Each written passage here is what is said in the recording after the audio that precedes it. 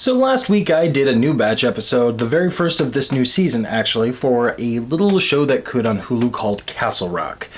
And I loved that show. There's not enough time in one of these reviews because I'm really trying to keep new batch reviews under 10 minutes to talk about everything that I wanted to talk about with those first 3 episodes. I mean, it is 3 episodes of a show. So as I'm online and I'm sharing the video around, trying to make people turn their heads because the algorithm gods that run Twitter, they like it when people, subscribe to you and give you a like, and especially if you get views and comments and whatnot. So as I'm trying to share this around, I joined a group on Facebook called Castle Rock Fans. You can find that group facebook.com/group/Castle Rock Fans. The link is going to be in the show notes down below. So, and I asked one of the administrators there, Anna, if I could post my review for the first 3 episodes of Castle Rock there. And something happened that I didn't exactly anticipate. Long story short, we're going to be talking about a lot more Castle Rock. You guys are getting a video a week. So this is how we're going to do this. I'm going to be giving you guys a weekly review for a weekly dose of Castle Rock. So tonight it's going to be episode 4, or rather this morning by the time you guys are watching this. Maybe this night, tonight, I don't know. I don't know the editing time. So you guys are going to be getting a new video every single week. Episode 4 is happening right now.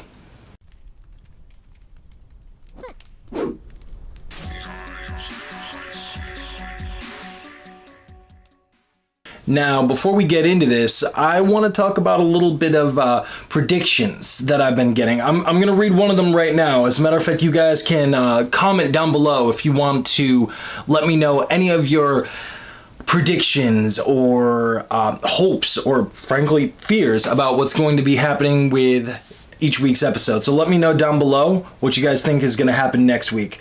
This is a tweet that comes from @Rita Rosarian. And she thinks that Sissy Spacek is going to die tonight. So, as I tweeted back to her, that's going a bit for the throat, and she tweeted back some stuff about Ned Stark, and I'm like, all right, well, good on you. You're throwing out Ned Stark, King of the North indeed. So, that is the prediction. What's going to happen tonight? Let's take a look. You want to talk? Okay. They always say that Castle Rock has some kind of luck. Not really luck, though. Bad shit happens here because bad people know they're safe here. Why do you have my police file?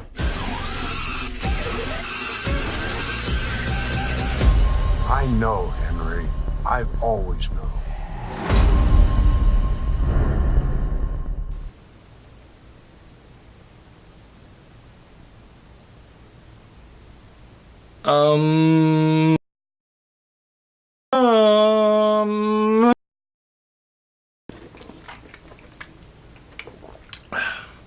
It's a damn good milkshake. Wow, that was one hell of a lot to unpack in this episode. There are 2 scenes that I want to highlight. Here's the thing with a show like Castle Rock. It is damn near impossible to give a plot synopsis breakdown. I mean, it would require pretty much an hour-long podcast to break down the plot and extrapolate your thoughts and highlight your scenes that you really want to talk about in a show like this. It's very reminiscent of David Lynch making Twin Peaks: The Return last year. That's almost what it feels like to me as far as this plot goes. It's very dense, it's very heavy, it does not move leaps and bounds real quick. And that's actually kind of why I love this Facebook group so much. I've not felt like this in a show. Being able to talk about what's going to happen and what has happened and the ramifications and what it means and the Easter eggs and everything like that. I haven't felt like this since last summer. And before last summer, I haven't felt like that in years talking about TV shows, man. I almost feel like a Gunter in the novel version of Ready Player One. Not so much the film version, no. I'm talking about the book version right now. But I feel like a Gunter, like watching and rewatching these episodes, looking for the Easter egg. I'm looking for Halliday's Easter egg here. So I'm not going to be hitting all of the high notes of the plot in every single one of these videos. Where I think it's important and the things that I want to highlight and what they're doing and what they're talking about, I'm going to. But even this episode, it didn't really move the plot along that much. This was a much more character-centric episode. I want to talk about Henry for a second. It seems like he's having some flashbacks and some nightmares about what may have happened to him during the 11 days that he went missing. And if they're going to keep on doling out information about his disappearance like this, I'm all in. I mean, I'm absolutely all for it because it's very unsettling. He ended up investigating this cottage that he's relatively sure he was kept prisoner at. And when he breaks open this shed, there looks to be like a black mold pile of like Cheerios or SpaghettiOs or something like that. Some sort of O's. Disgusting O's. That's what it's going to be. New cereal by Nabisco. And it was very unsettling because it makes you wonder like what the hell happened there. This scene in the prison was absolutely awesome. I mean, I love it when smarmy white guys get their comeuppance, and this is coming from a smarmy white guy. I'm pretty sure that was the most dialogue that the inmate has given as of yet, like straight through, and it was unsettling, it was frightening. It makes me wonder exactly what's going to happen in the rest of this series. Is the inmate actually a force of evil, or was he just misunderstood? And here's the interesting thing. It seems like in the last few episodes that he has the ability to infect someone with sickness with his touch, like what he did to that neo-Nazi, like pump him full of cancer. It's almost like he has the inverse power of John Coffey from The Green Mile, which I think is absolutely fucking brilliant. Finally, the last thing I want to talk about is that last scene, and the reason that I had such an reaction. That was intense, especially in the cultural climate that we have right now with so many mass shootings and so much death and so much gun violence. That was really intense to watch. And I'm going to play a little bit of that scene right now while I kind of pontificate and extrapolate my thoughts over top of it. I just watched this episode less than an hour ago, so I haven't really had an opportunity to unpack everything. But here are my thoughts on this scene. It works. And it works for a variety of reasons. Throughout the entirety of this episode, you're seeing Zaleski's descent into madness. He hates what he's doing at this prison. He hates who he's become. He hates the people that he's associating with. And when Henry makes a decision that he's going to be leaving Castle Rock, he's not going to go on his mission and try to bring the prison system down and collapse it from the inside. He's not going to be doing that anymore. He's saying, take the settlement and run. Get the inmate out of there.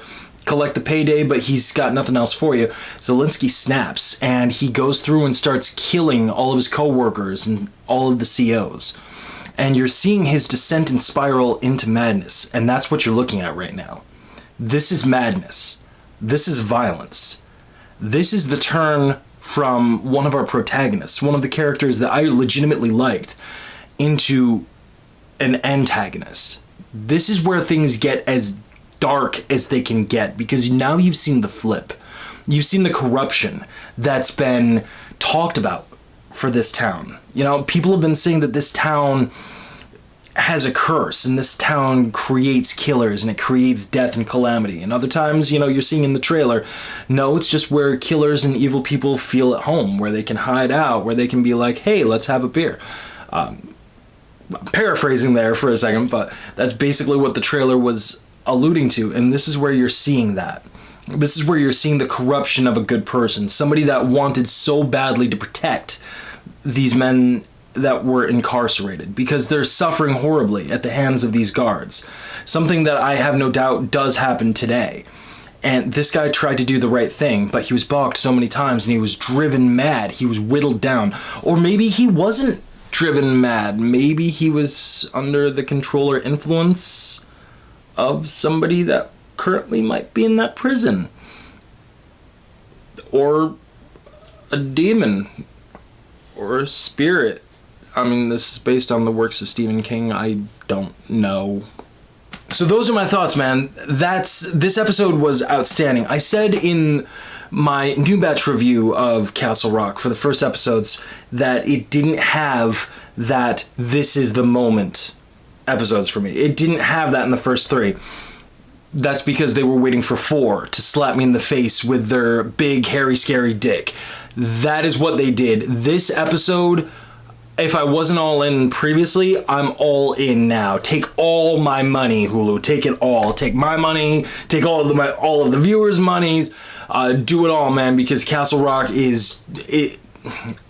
God damn, that was intense. So what do you guys think? What did you think of this episode? What did you think of my breakdown of it? And more importantly, what do you think is going to be happening next? Let me know in the comments. Give me some speculations. Give me some juicy speculations. What are you afraid of? What do you think is going to happen? What do you hope is going to happen? Don't forget to like and subscribe this video. It helps the channel out a metric ton, and it keeps the gods looking over there for another week. So until next time, guys, until the next video, which is probably going to be another one of these next week, I'll talk to you then.